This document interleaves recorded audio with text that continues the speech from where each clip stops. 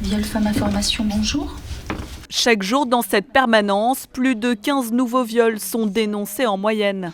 Vous lui avez bien dit que vous n'étiez pas d'accord, que vous n'aviez pas envie.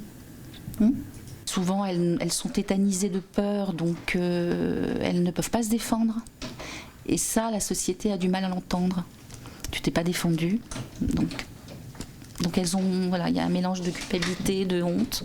Objectif premier, écouter les victimes, les rassurer et si possible, les encourager à porter plainte. Une démarche difficile notamment parce que dans 90% des cas, l'agresseur fait partie de l'entourage proche de la victime.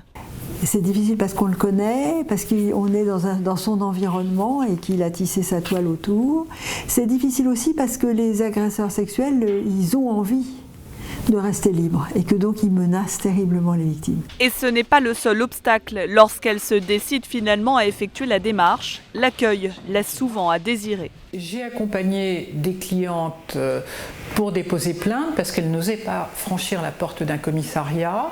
Elles avaient peur d'être mal accueillies et d'être refoulées. Par exemple, quand il s'agit d'un viol conjugal, certaines clientes se sont entendues dire « écoutez, non, c'est votre mari, il n'y a pas de souci, vous n'avez qu'à rentrer chez vous, et puis voilà ». En France, seulement 10% des femmes victimes de viol déposent plainte et seule une plainte sur 10 aboutit à une condamnation.